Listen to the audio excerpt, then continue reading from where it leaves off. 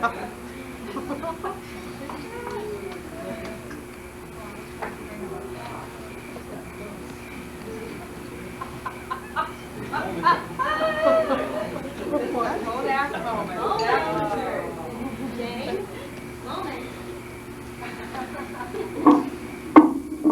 did a little research from our last family reunion, and I've got a little story I'd like to read everybody. Put your mic up a little bit. Tilt it up. Here we go. Take it out of the thing. Take it out of the thing. There we go. Okay.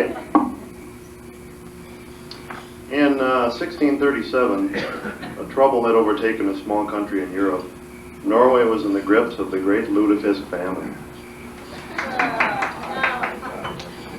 So terrible was this famine that the king of Norway, King Ulf, had declared a contest. The contest was to find a new source of lutefisk in the new world founded by the Vikings. To the winner of this contest will go a great prize, one that will be cherished by the winner, the family of the winner, and generations to come. Sven Karstad saw this as an opportunity to become a great hero for his native country and a chance to meet some new babes. Excuse me, I just kind of wrote this real fast. I gotta kind of laugh along. All right, Viking chicks. Sven immediately set out in his homemade boat for the new territory. Sven traveled for many days and nights, guided only by the stars and dumb luck. Just as he was about to give up, he spotted a small statue in a harbor. Yes, this must be the New World. Upon landing, Sven stopped at a trading post. Statue of Liberty. Okay. Sven stopped at a small trading post, traded his boat for dry goods, and took off across the countryside in search of the elusive lutefisk. Sven found many new and exciting things in the New World, but had no luck finding his quarry. For days and nights he searched, always coming up empty. Until one day when Sven came across a lone Viking left behind from a previous expedition. My name is Sven, and I search for... Lost my spot. My name is Sven, and I search for a new source of lutefisk for the home country. The old Viking looked puzzled as if confused by Sven's quest, then answered, "My name is Bud the Viking, and I will show you a source of what you search for." Sven was very happy and followed the aged Viking. Several days later, Sven and Bud came to a small town. A sign on the outskirts of the town said St. Peter, obviously named for an old saint named Peter. In the middle of the town was a small restaurant. Written in the window of the restaurant was something that Sven could not believe. "Friday special, all you can eat and carry lutefisk." Sven nearly peed his pants with excitement. He raced into the restaurant and asked the owner why he offered such an incredible special on Friday. Monday he could understand, but Friday? The owner said that he too was a forgotten Viking like Bud. He was a cook on an expedition and was banished to this town because he did not know how to make Swedish pancakes. All he could make was lutefisk, and even Norwegians get sick of lutefisk if that's all they're given. After further conversation, Sven asked the old cook to come back and help get the mother country through the current famine. The cook agreed and set out with Sven on their trip back, heavily laden with lutefisk. Upon returning to Norway, Sven and the old cook found that a number of contestants had returned to lutefisk. The king had a problem. "How am I going to choose who will win the contest?" asked the king. As the king thought, Sven spoke up. "I have not only returned lutefisk, I have brought an old man who can cook lutefisk." "That makes you as deserving as the next man," said the king. And with that, the king declared Sven Karstad the most deserving of the prize.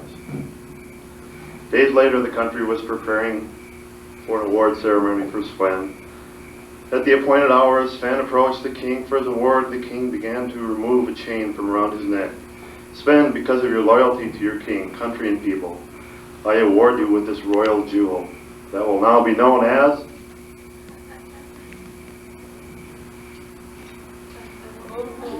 the Karstad Ruby.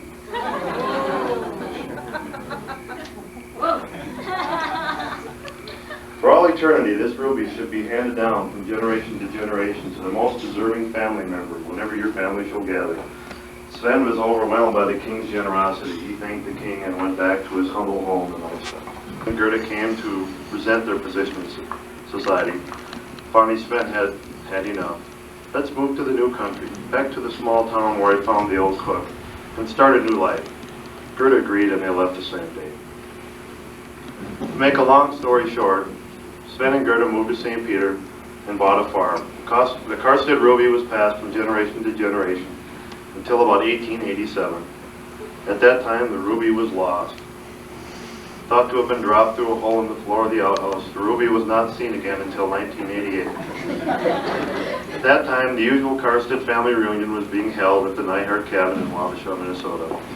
During the reunion, something was to happen that would restore the ruby to its rightful status in the Karstad family. A white elephant party was given. While people were receiving gifts like bedpans, cooling drink mixers, and lava lamps, Bob Nyhart, son of Marlene Nyhart, previously at Karstad, received an unusual necklace. Bob, with his incredible, almost extraordinary, no, wondrous abilities to recall stories told by his grandfather, remembered hearing about a family ruby. So Bob, with a great sense of ancestry, put aside all other commitments and proceeded to uncover the history of the precious stone. Today I stand before you to continue the tradition of passing on the Karstad ruby to the most deserving. In following tradition, the holder of the ruby should decide who will receive the family jewel. In receiving this ruby, the new bearer should always display the ruby in a place of prominence in the home. In 4 years, the owner shall pass the stone on to a new family member, one who has graciously offered their home to visiting family members, as the Sullivans have to Cindy and I.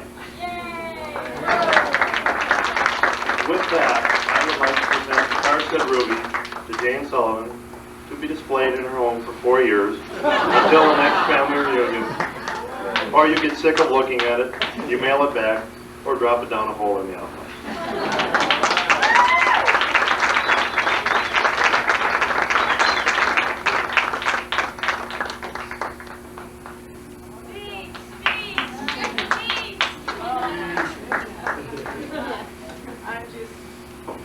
Overwhelmed by this.